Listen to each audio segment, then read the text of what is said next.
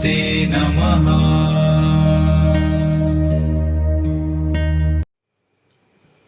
Hello दोस्तों, मेरे channel में आपका स्वागत है।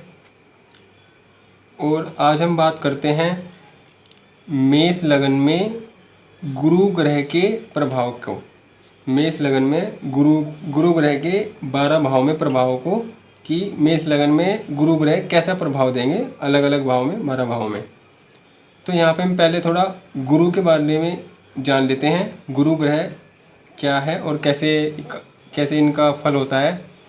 तो गुरु ग्रह ज्योतिष में देव ग्रह का गुरु माना गया है और गुरु की मित्रता सूर्य, मंगल, चंद्रमा के साथ है और शनि के साथ इनका संबंध है।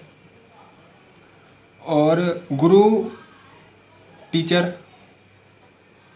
के कारक हैं। गुरु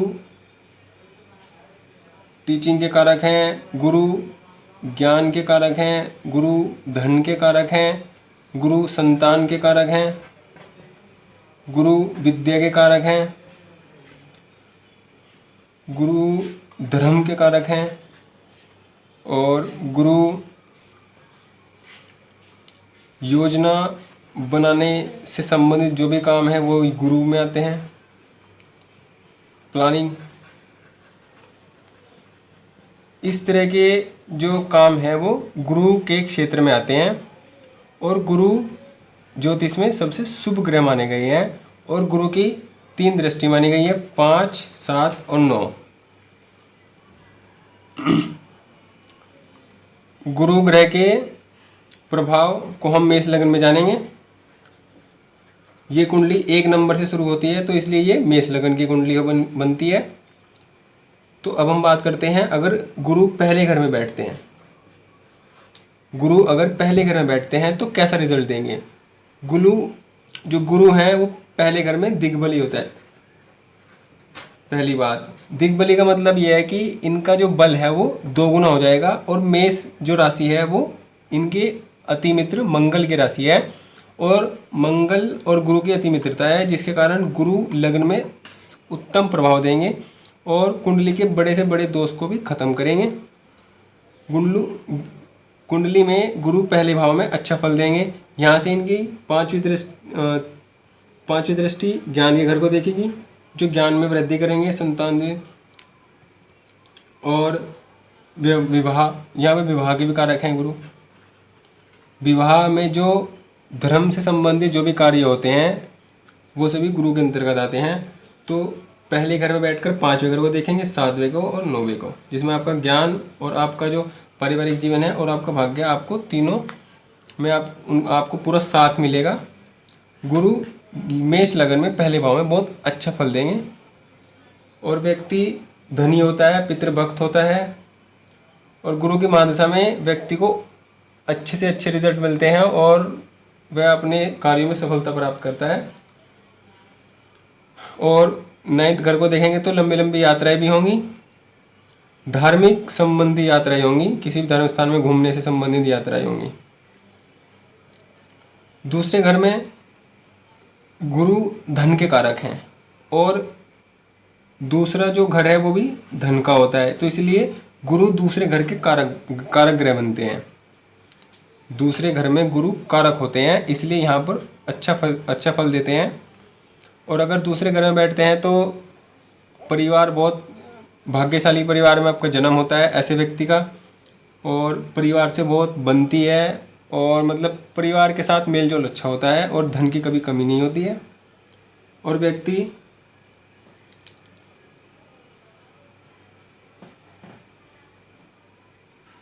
की वाणी भी अच्छी होती है, उसकी वाणी दूसरों पर प्रभाव डालने वाली होती है, प्रभावशाली वाणी उसकी होती है और ऊंचे पद को भी प्राप्त करता है, क्योंकि यहाँ से 5वीं दृष्टि 6ठे घर में पड़ेगी और 7वीं दृष्टि यहाँ पड़ेगी और फिर जो 9वीं दृष्टि है 10वें घर में पड़ेगी, जिसके कारण गुरु ऊंचे पद को भी प्राप्त कराते हैं दूसरे घर में। तीसरे घर की बात करते हैं। अगर तीसरे घर में गुरु बैठेंगे तो कैसा फल देंगे। जब गुरु तीसरे घर में बैठ जाएंगे मेष लगन के, तो व्यक्ति मेहनती होता है, परिश्रमी होता है, और जब तीसरे घर में बैठकर अपनी साध्य दृष्टि से नौवें घर को देखेंगे, जो जिसके कारण व्यक्ति का भाग्य उसका लगातार साथ देता रहेगा। और यहाँ पर उसके छोटे भाई बहन से भी उसके रिश्ते अच्छे बनेंगे, क्योंकि तीसरा घर छोटे भाई बहन, पराक्रम और कम्युनिकेशन स्किल्स का होता है। अब गुरु 4th हाउस में अगर बैठते हैं तो 4th हाउस माता का होता है, सुख सुविधा का होता है, वाहन का होता है, और गुरु कर्क राशि में उच्च राशि के माने जाते हैं, जिसके कारण गुरु अगर इस लगन की कुंडली में गुरु 4th हाउस में बैठते हैं तो व्यक्ति बड़े बड़े वाहनों से सुसज्जित होता है, बड़े बड़े वाहन उसके पास होते हैं, भूमि भवन वाहन का सुख जिंदगी में पूरी तरह मिलता है, माता का स्वास्थ्य अच्छा होता है, माता से रिश्ते अच्छे होते हैं। और अगर यहाँ से साध्य दृष्टि यहाँ से देखेंगे तो आदमी कारोबार और अपने कार्य क्षेत्र में भी सफलता प्राप्त करता है। तो यहाँ पर गुरु का अच्छा रिजल्ट मिलता है। अब 5वें घर में गुरु अगर 5वें घर में बैठेंगे तो कैसा रिजल्ट देंगे? 5वां घर ज्ञान का होता है, संतान का होता है, क्रिएटिविटी का होता है। अगर गुरु 5वें घर में बैठेंगे तो गुरु 5वें घर में कारक होते हैं, जिस कारण, और अपने मित्र की राशि सूर्य जो इनका मित्र है, मित्र की राशि में है, जिसके कारण सूर्य गुरु यहाँ पर अच्छा रिजल्ट देंगे। यहाँ पर मतलब संतान से युक्त बनाएंगे, व्यक्ति को ज्ञानवान बनाएंगे, ज्ञान से अपने सभी कार्य पूरे करेगा, ज्ञान से सफलता प्राप्त करेगा और ज्ञान से धन भी अर्जित करेगा। धार्मिक प्रवृत्ति को व्यक्ति को ऐसे बनाएंगे।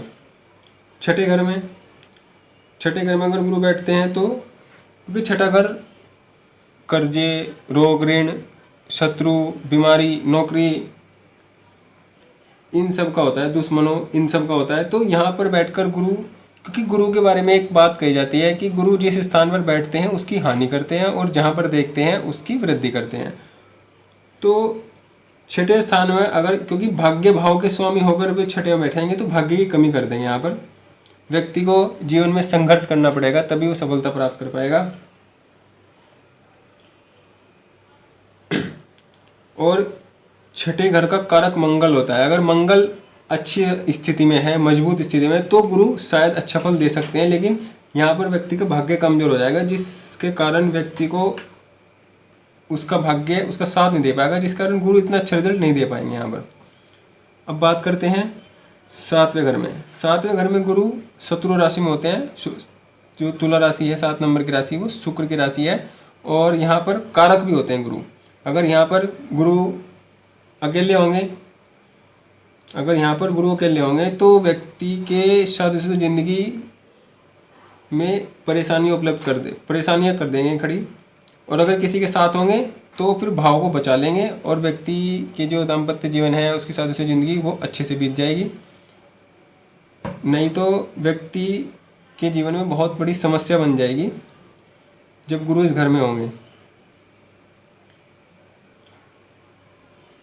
अगर व्यापार की दृष्टि से देखा जाए तो व्यक्ति सफल होता है, उसे उसका व्यापार जो भी व्यापार करता है उसमें सफलता प्राप्त करता है, लेकिन जो वैवाहिक जीवन है उसमें समस्याएं रहती हैं। अष्टम में गुरु अगर आएंगे, अष्टम में यहाँ पर मित्र की राशि में है, लेकिन भाग्य भाव का स्वामी होकर अष्टम में आ जाएंगे। अष्टम बुरा भाव है और न भाग्य भाव से 12वें हो जाएंगे, जिसके कारण गुरु यहाँ पर अच्छा रिजल्ट नहीं दे पाएंगे। व्यक्ति के कार्यों में रुकावट आएगी और उसकी जो मनोदशा है वो भी अच्छी नहीं रह पाएगी। गुरु के महादशा में, गुरु के समय में यहाँ पर गुरु अच्छा रिजल्ट नहीं दे पाएंगे, क्योंकि ये भाव अच्छा भाव नहीं माना जाता है। पिता से संबंध अच्छे नहीं हो पाएंगे, सुख सुविधाओं में कमी रहेगी, इत्यादि प्रॉब्लम रहेंगी। अब बात करते हैं गुरु के नवम भाव में। नवम भाव व्यक्ति का पिता का भाव होता है, धर्म का भाव होता है, उच्च शिक्षा का भाव होता है। तो यहाँ पर गुरु कारक भी होते हैं और यहाँ पर इस पूरी कुंडली में सबसे अच्छा रिजल्ट यहाँ पर देंगे गुरु, क्योंकि यहाँ पर कारक होते हैं और अपने घर में बैठते हैं, क्योंकि 9 नंबर उनकी मूल त्रिकोण राशि है। इसलिए गुरु 9 नंबर में नवम भाव में श्रेष्ठ रिजल्ट देंगे, व्यक्ति को भाग्यवान बनाएंगे, व्यक्ति जो भी कार्य करेगा उसमें सफलता प्राप्त करेगा और व्यक्ति का भाग्य उसके साथ देगा। व्यक्ति धार्मिक होगा, संतान युक्त होगा, अच्छे परिवार से होगा, अच्छा धन प्राप्त करेगा, इत्यादि सभी प्रकार की सुविधाएं प्राप्त कर पाएगा। अब गुरु दशम भाव में होंगे।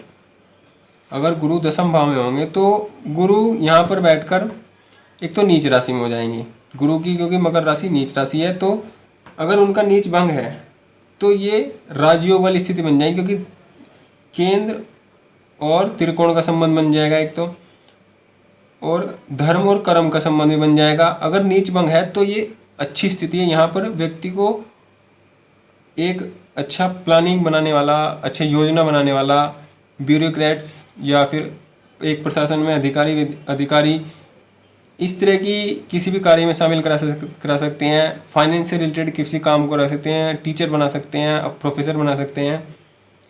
तो इस तरह से मतलब यहाँ पर गुरु 10वें घर में होता है तो व्यक्ति सत्कर्मी होता है, व्यक्ति सत्कर्मी होता है और अच्छे कर्म करने वाला होता है।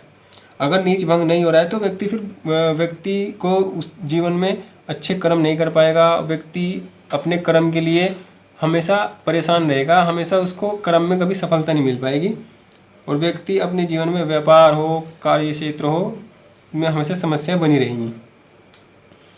अब गुरु की बात करते हैं हम 11वें घर में। गुरु 11वें घर के भी कारक होते हैं, क्योंकि 11वां घर लाभ का घर है, आय लाभ का भाव है और गुरु लाभ के कारक हैं। तो 11वें घर में बैठकर गुरु अच्छा रिजल्ट देंगे। यहाँ से ज्ञान को देखेंगे, ज्ञान से व्यक्ति अपने लाभ को अर्जित करता रहेगा। और गुरु 11वें घर में यहाँ पर गुरु ये जो लाभ भाव है ये बड़े भाई का भी घर होता है। यहाँ पर व्यक्ति को उसके बड़े भाइयों से सहयोग मिलता है और गुरु की महादशा में धन प्राप्त होता है इत्यादि। अगर अब 12वें घर में गुरु, मेष लगन में 12वें घर में गुरु, 12वें घर में गुरु अपनी राशि में होते हैं और ये क्योंकि 6, 8 और 12 का जो ग्रह स्वामी होते हैं, अगर वो 6, 8, 12 में ही किसी में भी बैठ जाए, मतलब 6, 8 जैसे 6 है, ये 8 है, ये 12 है, अगर इसका स्वामी इसमें बैठ जाए या इसका स्वामी इसमें बैठ जाए या इसका स्वामी इसमें या इसका स्वामी इसमें, मतलब 6, 8, 12 का स्वामी किसी में भी 6, 8, 12 में बैठ जाए तो ये विपरीत राजयोग बन जाता है। और विपरीत राजयोग लगने से अगर बली हो, मंगल अगर बलवान हो तो विपरीत राजयोग बहुत अच्छा रिजल्ट देता है, बहुत उत्तम कोटि का राजयोग माना जाता है। इसमें व्यक्ति हर प्रकार की सुख को प्राप्त करता है और व्यक्ति सभी प्रकार की सफलताओं को प्राप्त करता है और भूमि, भवन, वाहन और विदेश यात्रा हर तरह के सुख को प्राप्त कर पाता है। तो दोस्तों ये मेष लगन की कुंडली में गुरु के 12 भाव में प्रभाव थे। तो दोस्तों अगली कुंडली में बात करते हैं किसी अगले विषय में, और हमारे चैनल को सब्सक्राइब कीजिए और बेल आइकन को भी ऑन कीजिए। धन्यवाद।